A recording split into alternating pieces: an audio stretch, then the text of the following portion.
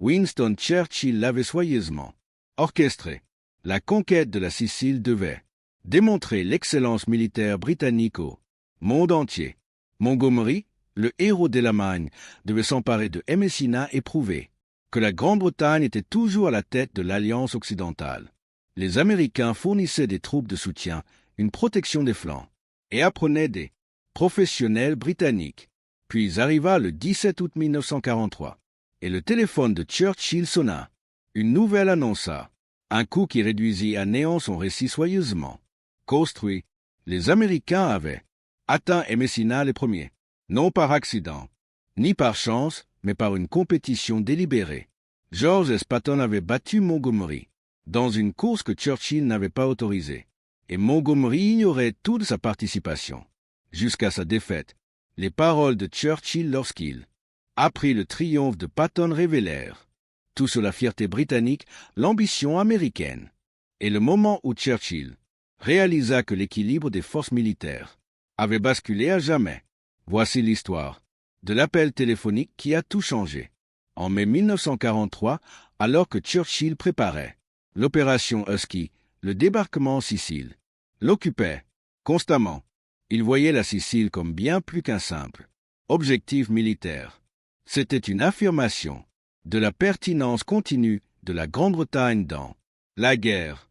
Après 3 années de revers, de retraite et de défaite, la Grande-Bretagne avait désespérément besoin d'une victoire qui restaurerait son prestige national et rappellerait au monde que la Grande-Bretagne demeurait une grande puissance. Churchill avait le candidat idéal pour cela, le maréchal Bernard Montgomery. Montgomery avait vaincu Raemela et Elamine en octobre 1942, la première victoire terrestre significative de la Grande-Bretagne contre l'Allemagne. Churchill avait personnellement promu l'exploit de Montgomery, garantissant une publicité maximale. Désormais, la Sicile offrait l'occasion de mettre en valeur les talents de Montgomery sur une scène plus vaste, avec une couverture médiatique internationale, témoignant de l'excellence militaire britannique. Le plan opérationnel reflétait la vision stratégique de Churchill. La 8e armée de Montgomery aurait le rôle principal, progressant le long de la côte orientale de la Sicile, pour s'emparer de Messina, le but ultime, qui symboliserait la conquête de l'île. Les forces américaines sous le commandement du général Patton fourniraient le soutien nécessaire, protégeant les flancs de Montgomery, nettoyant l'ouest de la Sicile, permettant ainsi aux forces britanniques de se concentrer sur l'effort principal sans distraction. Churchill approuva ce plan avec enthousiasme. Il écrivit au général Alan Brooke, chef d'état-major impérial: la Sicile démontrera à nos alliés américains la valeur de l'expérience militaire britannique et de elle, excellence professionnelle. Montgomery leur montrera comment une planification et une exécution rigoureuse permettent d'obtenir des résultats décisifs. Ceci sera bénéfique pour nos relations, car les Américains comprendront pourquoi le jugement stratégique britannique doit peser lourd dans la planification future. Cette conviction que les Américains devaient s'inspirer de l'exemple britannique imprégner la réflexion de Churchill sur elle. Alliance. La Grande-Bretagne était en guerre depuis 1939. Les Américains, eux, l'étaient depuis à peine 2 ans. Naturellement, Churchill supposait que les forces britanniques feraient preuve d'une supérieure capacité opérationnelle et que les Américains accepteraient avec gratitude les conseils britanniques. Churchill comprenait également la valeur propagandiste de la situation. Les actualités britanniques montreraient l'entrée triomphale de Montgomery à Messina. Les journaux britanniques célébreraient la conquête de la Sicile comme un exploit britannique. Les forces américaines seraient mentionnées, bien sûr, comme des alliés travaillant ensemble, mais Montgomery et la Grande-Bretagne recevraient la gloire. C'était important pour le moral britannique pour maintenir le statut de la Grande-Bretagne auprès de Staline et de Roosevelt et pour la propre position politique de Churchill. Lors de réunions stratégiques avec Roosevelt, Churchill a insisté sur le rôle de Montgomery. Il parlait de la campagne de Sicile comme si le succès de Montgomery était prédéterminé, comme si la participation américaine était de soutien plutôt qu'égale. Roosevelt le remarqua, mais n'en dit guère plus. Il comprenait le besoin de Churchill de maintenir le prestige britannique, même s'il pensait en privé que Churchill sous-estimait les capacités américaines. Ce que Churchill n'a jamais envisagé, jamais même imaginé, c'est que George S. Patton puisse refuser le rôle de soutien qui lui était assigné. Churchill avait brièvement rencontré Patton et l'avait trouvé théâtral, grossier et amusant. Un personnage en couleur, mais difficilement quelqu'un qui remettrait en question le contrôle opérationnel britannique. Les rapports de renseignement de Churchill sur Patton le décrivaient comme agressif mais inexpérimenté, efficace en Afrique du Nord, mais travaillant sous la supervision britannique. Un noyau de commandants compétents qui suivrait le plan de Sicile, tel qu'il avait été conçu. L'erreur fondamentale de Churchill a été de supposer que Patton accepterait la deuxième place, que les forces américaines se contenteraient de soutenir la gloire britannique, que le plan opérationnel se déroulerait comme écrit. Il n'avait jamais anticipé que Patton considérait la campagne de Sicile non pas comme une opération britannique avec le soutien américain, mais comme une compétition que Patton entendait gagner. 17 août 1943 après-midi, Churchill était à sa résidence de campagne. Lorsque l'appel est arrivé, la voix de son secrétaire militaire était soigneusement neutre. Premier ministre, il y a des nouvelles de Sicile. Les forces américaines sont entrées à Messina. La première réaction de Churchill a été la confusion. Des forces américaines? Que font-elles à Messina? C'est l'objectif de Montgomery. Sont-elles en train de sécuriser la zone pour l'arrivée de Monty? La réponse du secrétaire a tout changé. Monsieur, les forces du général Patton ont atteint Messina ce matin. Elles ont pris la ville. Les forces de Montgomery sont encore à plusieurs heures de là. Churchill exigea des détails. Comment cela avait-il pu arriver? La route américaine était plus longue. Montgomery avait l'approche directe. Le plan tout entier désignait Messina comme un objectif britannique. Peu à peu, la vérité émergea. Patton avait transformé la campagne de Sicile en une course. Il avait abandonné son rôle de soutien, mené ses forces à une vitesse maximale le long de la côte nord et devancé Montgomery à l'objectif que tous pensaient appartenir à la Grande-Bretagne. La réaction immédiate de Churchill, consignée par son secrétaire, fut un mélange de choc et de colère. Qu'a fait Patton? Il a transformé une opération coordonnée en une sanglante compétition. Où était Eisenhower? Où était Alexander? Comment se fait-il que personne n'ait pu arrêter cela? Son état-major expliqua qu'au moment où le haut commandement réalisa ce que Patton faisait, il était déjà trop près de Messina pour être rappelé, sans provoquer un incident diplomatique. Churchill exigea de parler immédiatement à Montgomery. L'appel fut retardé. Montgomery venait d'arriver à Messina et digérait encore sa propre humiliation.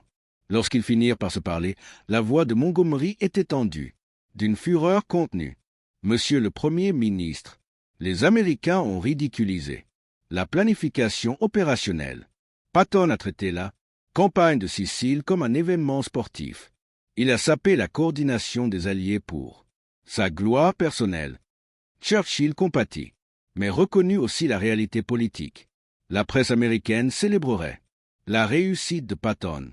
Les journaux britanniques ne pouvaient pas simplement ignorer que les Américains avaient pris Messina en premier. Le récit soigneusement construit du leadership britannique et du soutien américain s'était effondré. La déclaration de Churchill sur la Sicile, démontrant l'excellence militaire britannique, semblait désormais ridicule. Les Américains avaient devancé les forces britanniques dans l'atteinte de l'objectif. L'instinct politique de Churchill lui fit immédiatement évaluer les dégâts. La Grande-Bretagne avait besoin du soutien américain pour la guerre. S'aliéner les Américains en affichant de l'amertume face au succès de Patton serait contre-productif, mais permettre aux Américains de revendiquer la Sicile comme une victoire américaine serait le prestige britannique. Churchill devait faire preuve d'une grande diplomatie, reconnaissant le succès américain tout en préservant la dignité britannique. Il rédigea un message à Roosevelt qui louait la coopération alliée tout en soulignant subtilement que les forces britanniques avaient rencontré la plus forte résistance allemande, permettant aux Américains d'avancer sur des routes moins défendues. C'était un langage diplomatique qui tentait de minimiser l'exploit de Patton, sans critiquer ouvertement les forces américaines. Roosevelt, lisant entre les lignes, comprit la frustration de Churchill, mais célébra publiquement le succès de Patton. Quoi qu'il en soit, la déclaration publique de Churchill, publiée le 18 août, équilibra soigneusement célébration et gestion des dégâts. La conquête réussie de la Sicile représente un triomphe de la coopération alliée. Les forces britanniques et américaines ont combattu avec courage et détermination contre un ennemi déterminé. La 8e armée du maréchal Montgomery a vaincu les solides défenses allemandes le long des approches orientales, tandis que la 7e armée du général Patton avançait rapidement pour sécuriser Messina. Cette opération combinée démontre la force du partenariat allié. La déclaration était un exemple magistral de diplomatie. Elle reconnaissait le succès américain tout en soulignant le courage des combattants britanniques. Face à une défense allemande solide, le rapport laissait entendre que les forces américaines avaient la tâche plus facile. Il attribuait le mérite à Montgomery et Patton sur un pied d'égalité, bien que Montgomery ait combattu pendant semaines tandis que Patton atteignait Messina en jours. Plus important encore, il présentait la Sicile comme une coopération alliée plutôt que comme un triomphe américain, préservant ainsi le récit dont Churchill avait besoin. Mais, en privé, la réaction de Churchill fut bien différente. Lors d'une réunion du cabinet le 19 août, Churchill exprima une frustration frôlant l'amertume. Selon le compte-rendu du cabinet, le Premier ministre déclara que la course du général Patton vers Messina, tout en démontrant l'esprit agressif américain, avait sapé une planification opérationnelle rigoureuse et transformé une campagne militaire sérieuse en un coup de publicité. Il se demanda si les commandants américains comprenaient la différence entre de véritables opérations militaires et des gestes théâtraux. Churchill était particulièrement furieux que le succès de Patton éclipse les combats acharnés de Montgomery. Au cabinet de guerre de Churchill, il déclara: Montgomery a combattu les Allemands. Patton, lui, se battait pour faire les gros titres. L'histoire devrait se souvenir de qui a accompli le véritable travail en Sicile. Ce n'était pas tout à fait juste. Les forces de Patton avaient elles aussi combattu. Mais cela reflétait la frustration de Churchill de voir le succès américain se faire au détriment des Britanniques. À Alanbrooke, Churchill fut encore plus direct. Nous avons confié aux Américains un rôle de soutien et ils l'ont transformé en un rôle de premier plan. Voilà ce qui arrive quand on ne maintient pas le contrôle opérationnel. Désormais, les commandants britanniques doivent veiller à ce que les Américains n'aient pas l'occasion de s'approprier la gloire qui revient de droit aux forces britanniques. Le journal de Brooke indique qu'il était en désaccord en privé, estimant que le succès de Patton démontrait les capacités américaines que Churchill devait reconnaître, mais il n'a pas contredit le Premier ministre. Churchill devait également gérer Montgomery, dévasté par l'humiliation publique. Montgomery voulait déposer des plaintes officielles contre Patton pour violation de son rôle. Churchill l'exhorta à la retenue. « Monty, tu as combattu avec brio contre une résistance plus forte. Les militaires professionnels le comprennent. Ne laisse pas Patton t'entraîner dans une compétition déloyale. Garde ta dignité et laisse la mise en scène américaine parler d'elle-même. » Dans les semaines qui suivirent, à Messina, Churchill fut contraint de réévaluer des hypothèses fondamentales concernant les capacités militaires américaines et la dynamique des puissants alliés. La campagne de Sicile avait été conçue pour démontrer le leadership britannique. Au lieu de cela, elle révéla que les Américains, sous les ordres de commandants offensifs comme Patton, pouvaient surpasser les forces britanniques, du moins en termes de rythme opérationnel et de rapidité d'exécution. La correspondance privée de Churchill, datant de la fin août 1943, le montre aux prises avec des vérités dérangeantes. Au général Smuts, son confident sud-africain, Churchill écrivit « Les Américains se sont révélés plus compétents que nous le pensions. Patton, malgré ses effets théâtraux, a fait preuve d'une rapidité opérationnelle et d'un esprit offensif qui font défaut à nos propres commandants. Je crains que nous autres Britanniques ne soyons devenus trop prudents, trop soucieux de minimiser les pertes, trop méthodiques. Les Américains avec leurs ressources et leurs commandants offensifs, pourrait bientôt éclipser entièrement la contribution militaire britannique. C'était un aveu remarquable de la part de Churchill, qui avait passé des années à promouvoir l'excellence militaire britannique. Mais la Sicile lui avait montré que les forces américaines n'étaient pas de simples partenaires apprenant auprès de professionnels britanniques. Elles étaient leurs égales et, à certains égards, plus efficaces. La course de Patton vers Messina prouva que les Américains pouvaient planifier et exécuter des opérations complexes sans la supervision britannique. Churchill commença alors à inciter ses propres chefs militaires à être plus offensifs, à prendre plus de risques, à égaler les performances opérationnelles américaines. Lors d'une réunion des chefs d'état-major en septembre, Churchill déclara « Patton a mis Montgomery dans l'embarras à Messina car il a agi plus rapidement et combattu avec plus d'agressivité. Je veux que nos généraux étudient ce qu'a fait Patton et en tirent des leçons. Oui, qu'ils apprennent des Américains. Nous sommes en guerre depuis 1939, mais cela ne signifie pas que nous ne pouvons pas apprendre des commandants qui obtiennent de meilleurs résultats. » Cela représentait un changement significatif dans la pensée de Churchill. Avant la Sicile, il considérait les forces américaines comme courageuses mais inexpérimentées, ayant besoin du soutien britannique. Après Messina, il reconnut que les Américains les méthodes opérationnelles, moins prudentes, plus agressives, axées sur la rapidité plutôt que sur la perfection, portaient leurs fruits. Les méthodes britanniques n'étaient pas à la hauteur. Churchill reconnaissait également les implications politiques. La capacité de la Grande-Bretagne à influencer la stratégie alliée dépendait du maintien d'une parité militaire avec les forces américaines. Si les armées américaines surpassaient systématiquement les forces britanniques, Roosevelt accorderait plus de poids aux généraux américains dans les décisions stratégiques. Churchill devait s'assurer que les forces britanniques restent pertinentes pour les opérations alliées, ce qui impliquait d'égaler l'agressivité et le succès opérationnel américain. Plus important encore, Churchill commença à comprendre que la relation spéciale entre la Grande-Bretagne et l'Amérique ne pouvait pas reposer sur la supériorité britannique et la différence américaine. Des Américains comme Patton n'auraient tout simplement pas accepté cette relation. Le partenariat devait être véritablement égalitaire, avec une combinaison de l'expérience britannique et des ressources et de l'agressivité américaine, et non une Grande-Bretagne menant et une Amérique suivant.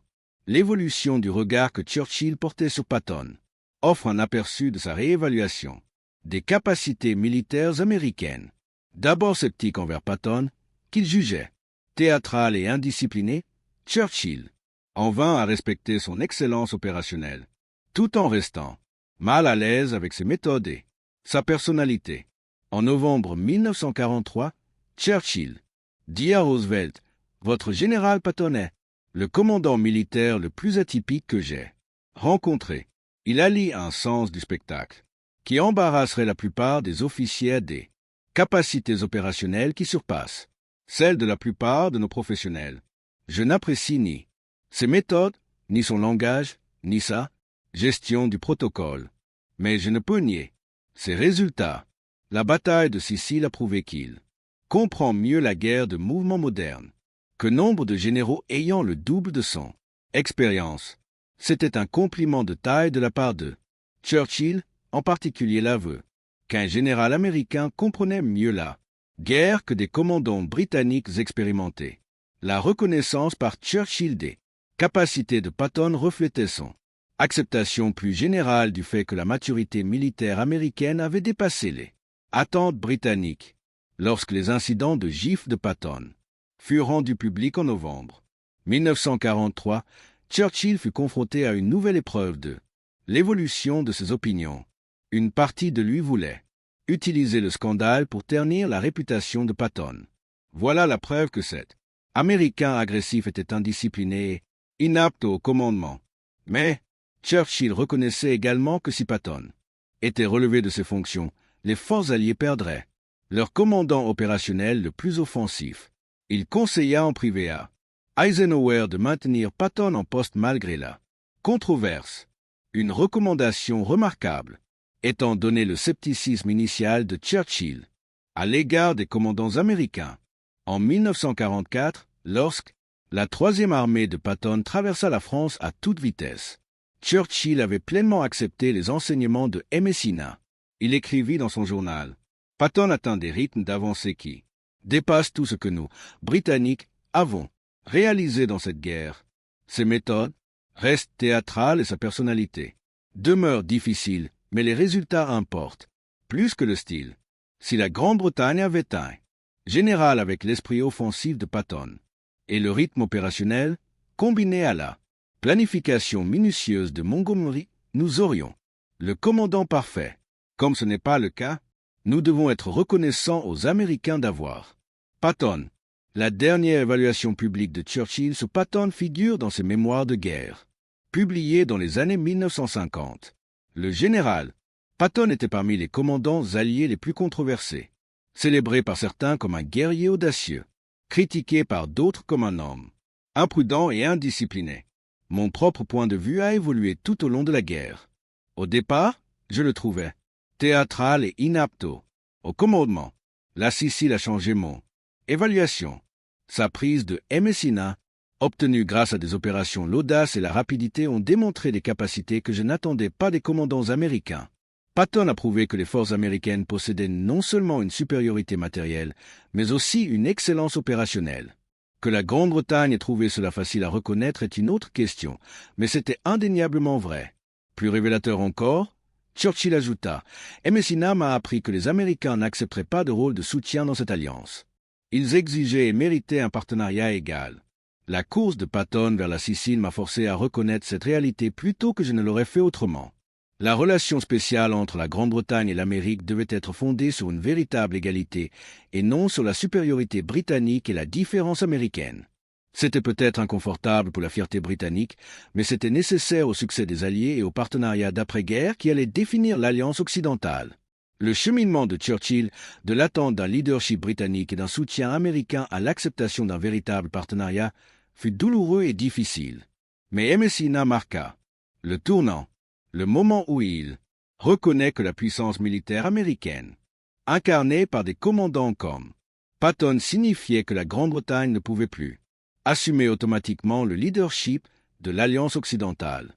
L'élève était devenu légal et Churchill, pragmatique comme il était, ajusta sa stratégie. En conséquence, Churchill entra